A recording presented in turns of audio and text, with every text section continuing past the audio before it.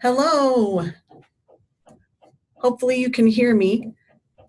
My name is Maureen Craig, and I'm one of the academic advisors here at CU Boulder for aerospace engineering. I work with students who have last names I through R. I'm going to have the other advisors introduce themselves as well. All three of us are here today. So know that you might hear different voices at different points in time, and that's okay because we all will be chiming in with each other to get through some of this content for you. So again, Maureen Craig, I through R. And hello, I'm Andrew Borum, and I am for the students who are last names A through H. And I'm Carmody Learson, and I work with students last names S through Z. All right, we're glad you could join us today. Very nice, small, intimate group we have. So what we're going to go over in this webinar is we're going to go over the aerospace curriculum and course sequencing.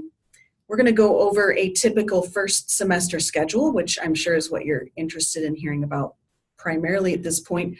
We're going to touch on AP, IB, transfer credits, an applied math exam archives. This is kind of to help see what you're coming into CU with and how you can make some good decisions for especially your math course. We're going to go through quickly registering for classes, touch on our batch enrollment process and your registration window, how to make appointments with your academic advisor, our contact info, and we want to make sure that you save your questions till the end, and we'll address those after we are through with our presentation. And you can use the Q&A to type in your questions as you think of them, and we'll answer them at the end. We don't have ability to hear you on our end, so hopefully, again, you can hear us. If not, let's see if there's anybody that, see if there's any Q&A in here.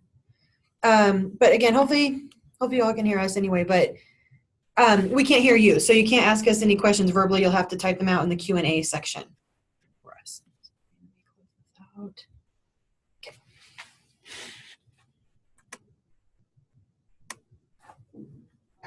Hit enter, maybe. Okay, so we'll start off talking about a typical course sequence. So we want you to keep in mind that all prerequisite and core classes, so prerequisite courses are courses you'll take further on down the line require that you have completed successfully. And core classes are kind of, if you think about math, physics, computer science, projects, your aerospace courses, and professional area electives. For our degree, we require a C or better. Some of the College of Engineering, some of the other departments allow a C-. We do not. A C is what is required for all prerequisite and core classes. If a C is not met, the course will need to be retaken. So that's important to know. And when you retake a course, the way that our courses are set up in aerospace, sometimes that can affect what you're able to move on to in the future. So we also have a link here if you look up at typical course sequence that you can click on.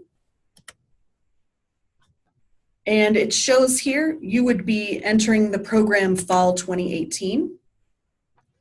And so this shows our typical course sequence. So if you look up at fall semester freshman year, that's what you're primarily going to be looking at.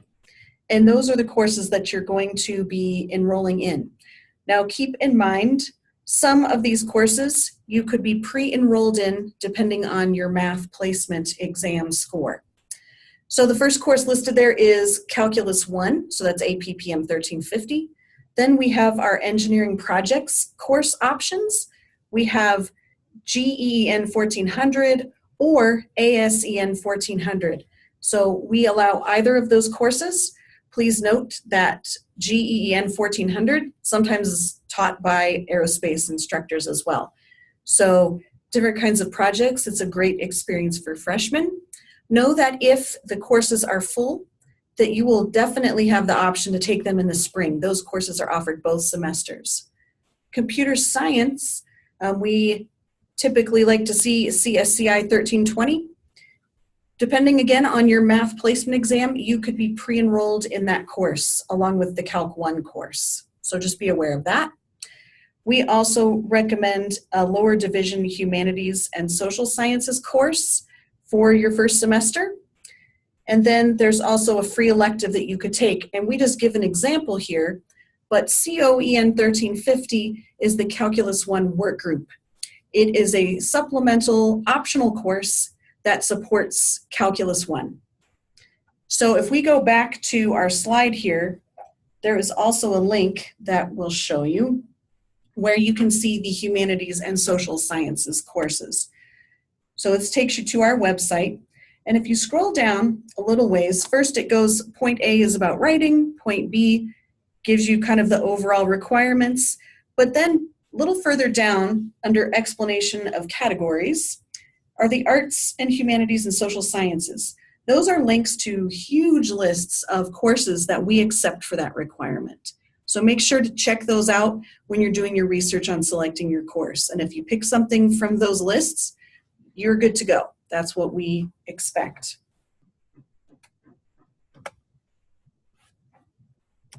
Okay.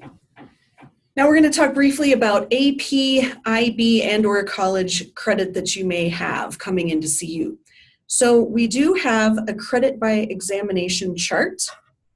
And if we go to that website, okay, this is a tabbed website. So we've got advanced placement, AP, IB, and then something called CLEP. Not the most common thing in Colorado, but just know that it's something that you could look at if that applies to you. And here is the AP credit chart. So if you look, you can kind of see different courses and then what they transfer into CU as if you score a certain way on one of your exams. So let's just quickly look at, for instance, if you took Calculus AB and you scored a 4 or a 5, you will be given credit for Calculus 1. So that's kind of how that works. So let's get back to the presentation here. Okay. So know that the scores are not received and processed by CU until early July. And you'll be able to see how things transfer in when you run a degree audit in your MyCU Info account. So that's how when you're, again, planning for your registration window when it opens, you'll be able to look at that time and see how your any AP scores or college credit you might have has come into CU. Now that said, even if you have credit for Calc 1 and above, we still highly recommend that you do a practice exam through our applied math department. And again, there's a link. We won't click on it, but well, actually we can. So we'll just go ahead and look at this. This is the applied math exam archives. So if you're coming in, let's say you did well on your AP exam, Calc A, B, B, C, and you have credit for Calc 1 and 2, we highly recommend that you take the exams for both of those courses to make sure you are comfortable, you know your stuff, so you can move on and be in a good place. The idea is that you come here and you're successful. That's what we want for you. And a lot of our students come in with credit and they definitely make the choice to take a step back and start with Calc 1 or sometimes Calc 2. Can you still move forward and jump into Calc 3 if that's you? Absolutely. But just know kind of our recommendations. Okay, so again, these math exam archives that we're pointing you to can help you see where would be a good idea for you to start, regardless of what you might come in with credit-wise for math. The math readiness exam is still available. It is something that is required for math course pre-enrollment. So again, we talked about you might get to be pre-enrolled in Calc 1 and the computing course. So in order for that to be available for you, you need to take that math readiness exam if you have not already. All right. Thank you, Maureen, for starting us off there. So this slide right here is a screenshot of your MyCU info. If you've completed your online orientation by now, or at least a portion of your way through it, this would be a definite area that was covered. So this is a very important place for you, not only as you're starting off here, but it's going to be important throughout your entire time here. So you'll see over to the left, as I'm moving the cursor along, a lot of these tabs are places that you're going to be using on a semester basis. So any holds or to-do items will be highlighted here with what is indicated, and you can click on this to see what needs to be done. Your enrollment dates, you'll be able to see when you can enroll in classes, when your window opens through that tab. Register for classes, this is where you'll be actually adding, what happened to the cursor? Okay, so essentially, yes, so registering for classes, and then searching for classes, both the beta version and standard. And then something really important that pertains right now is tracking the academic progress tab. So this is where, on the previous slide, when Maureen mentioned the degree audit and transfer credit evaluation, this is where you can go to run a new audit to see where you are in the program throughout your time here. And then, of course, all the other links there to the right, viewing your transcript or having ordering an official transcript, enrollment verification, things of that nature. So this is definitely a site that you want to get familiar with as you spend your time here. Okay, so this once again is another screenshot. So back on the first page, after you would click on the degree audit tab, it would take you to this screenshot. You'll see that there, in this case, there is a program degree, catalog year, and if you want to see your audit, you would click on the button that says Run Declared Programs. That would bring up basically what you have completed thus far in the program. Now, another thing to point out, which is probably more important at this moment in time, is the Transfer Evaluations tab. So you'll see it indicated there with the red arrow in the box.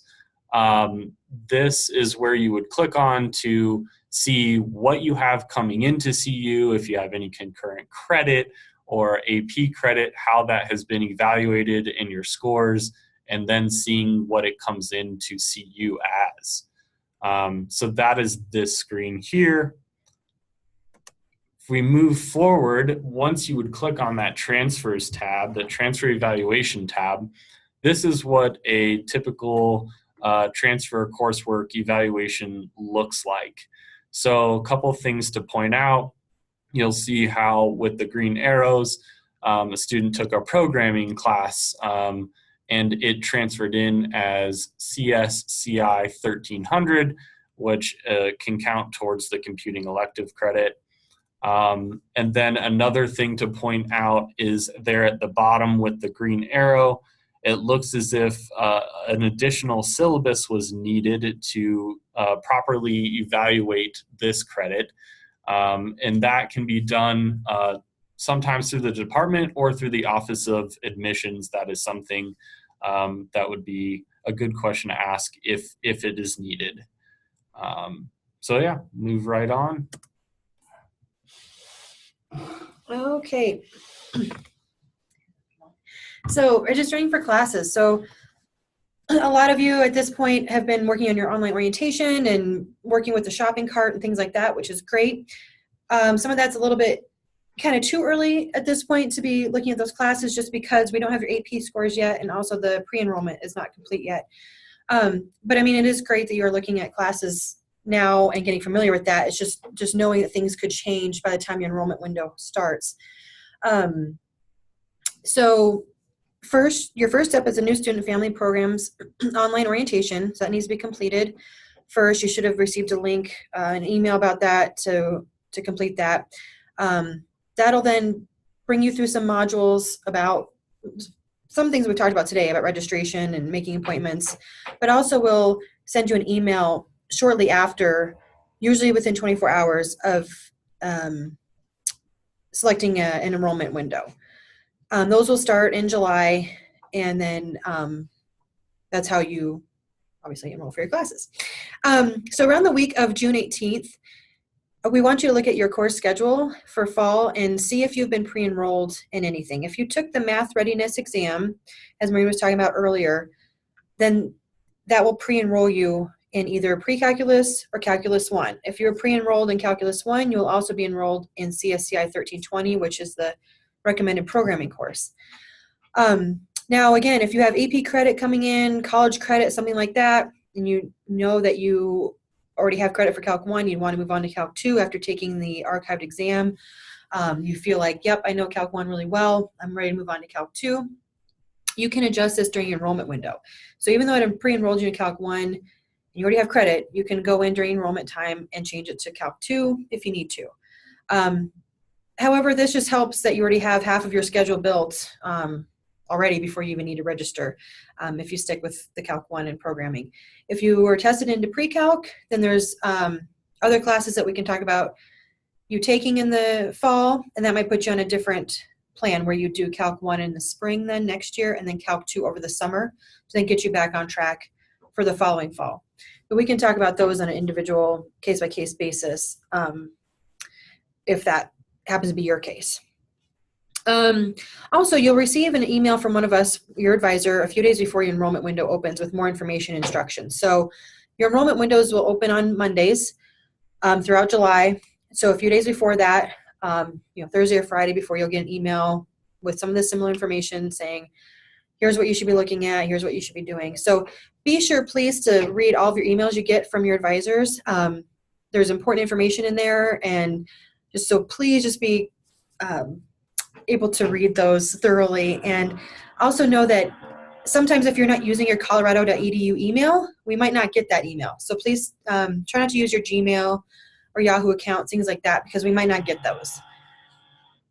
Okay, so making appointments with your advisor. Again, at this point, appointments are not really necessarily required. I know the orientation will say make an appointment with your advisor, but a lot of times we'll just tell you, well, we have to wait. If you come in for an appointment, we don't know your AP scores yet either. And so a lot of the information will be in your online orientation anyway. But every semester, once you're here as a student, you'll meet with your advisor to talk about next semester's registration. So you only register one semester at a time. So in the fall, you'll meet with us. You'll have an advising hold until you meet with your advisor to talk about the next semester's classes. Here's a link for the MyCU Hub student guide with more instructions on how to use the hub, about how to log in, what to do. There's a student user guide and a student success staff. You want the student user guide version here. It'll give you instructions on how to use your hub. You'll see your advisor's picture and name, and you can click there, find the advisor schedule. Usually we have appointments, typically during the year. Summer is a little bit different with our scheduling, but during the year we have appointments that you can see at least 2 weeks out, and you can just book right through there. So that is a handy tool for you as well. We can do phone appointments as well if you can't make it in. So then again, our contact information, we've already introduced ourselves in our distribution list, but there's our email addresses.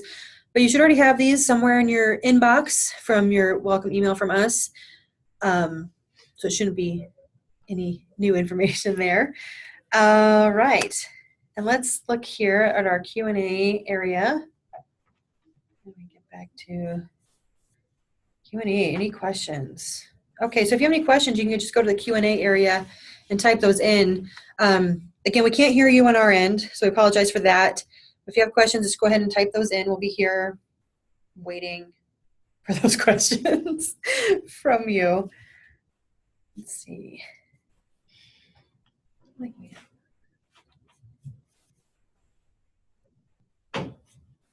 And sorry for the background noise if you can hear that. They're doing some construction on our building this summer, so apologize for that. Feel free to even just type hello into the Q&A. Yeah, so we know that we're not alone. Yeah. It's working.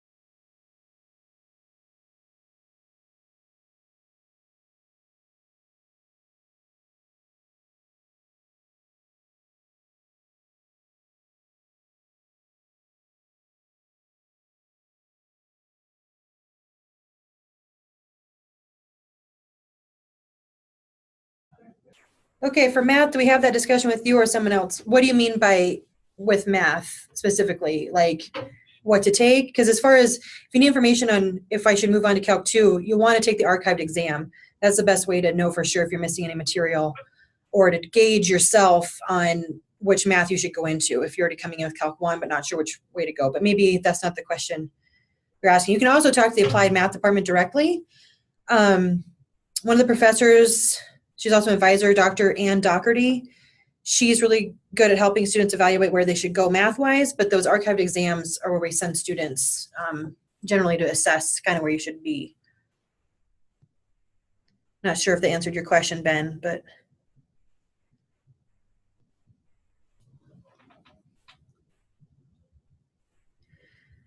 For concurrent enrollment courses from a college, so if you took those, even if they were while you're in high school, most of the time you still have to have the college send those transcripts in too. So let's say you were in high school but took classes at a community college at the same time, that community college will have to send in transcripts as well. So you can process those and have them show up on your account. Sometimes students think they automatically come in on their high school transcripts, but they don't always. So you want to contact that college and have your record sent in here as well. Keep in mind that you often have to pay for that. Yeah.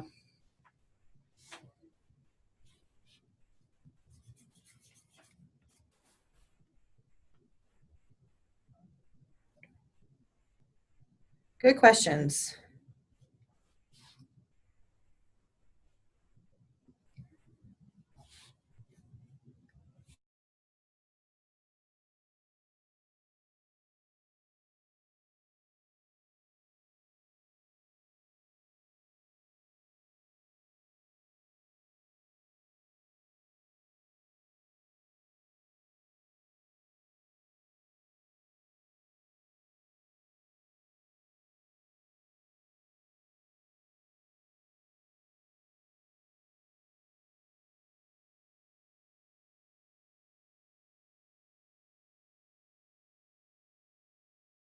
No. Anything else you can think of that we can clarify about? Yeah.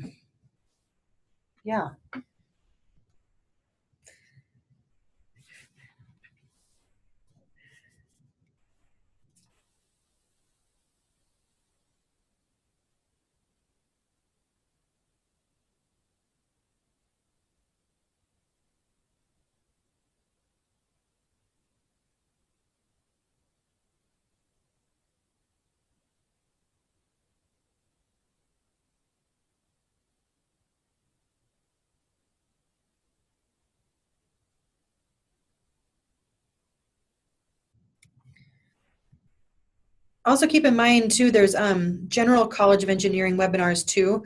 So this is a specific one for aerospace students, but then there's also, if you go back to that webinar link showing all the different departments webinars, you can also join one for just the general college. And they'll talk about some of the stuff we did too, but if you just want another one with more College of Engineering specific info.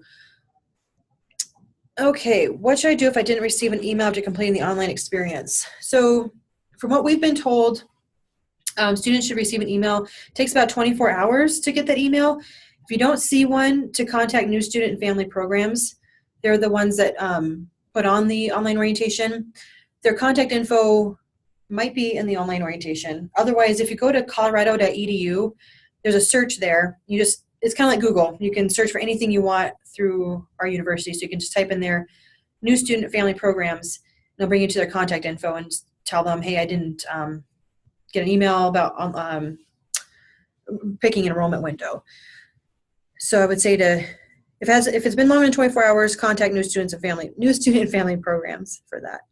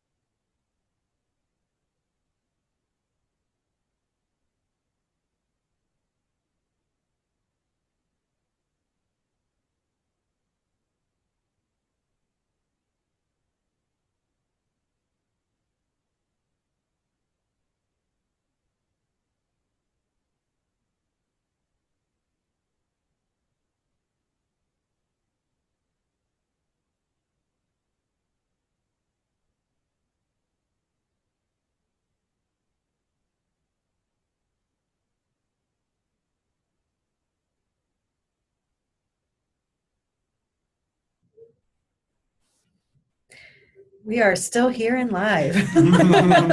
If you have any questions, we'll be here. How about till 10:35? We can be here to answer questions. As you think of them. Yeah. One thing I did that just crossed my mind that I was thinking about too was, as you're looking at courses right now and kind of playing around there, you might see a lot of things are full or on wait list. But again, that can change by the time your enrollment window comes up, because certain courses like ASEN 1400, the Gateway to Space course, will release seats each week during the enrollment window. So right now it looks like they're full, but then because of new students registering, they'll release some each Monday morning. Now, though, with that class, the 1400, ASEN 1400 or HUEN 1010, HUEN 1010 is the writing course you can take your first year that will count towards upper division writing. So that could be an option as well. But those courses fill up really fast. They only release a couple every Monday morning. So when your enrollment window opens at 8:30 that Monday, try and be online, ready to go with classes in your shopping cart. I know it doesn't give you a lot of time shopping cart wise, because you won't see your AP credits and stuff till maybe a few days before. Like, let's say if your enrollment window is July 9th, you might not see your AP scores maybe like a few days before that date. So you have to, work on your shopping cart, try and get into what you want to as quickly as you can. But you'll have from that Monday morning till Thursday afternoon of that week to make any adjustments you need to your schedule. And then your registration will be closed till it's a few days before the semester starts in August. So you will have the ability to change things if you need to, but it won't be for quite a while, almost right until school starts. So it won't be like that every semester. Each semester you're here, you'll get an earlier and earlier registration time, more individualized kind of registration process than we have the first time. It's called being a freshman. Yeah. But luckily, seniors who register first won't be in the same course as you are. That's right. So No competition. yeah.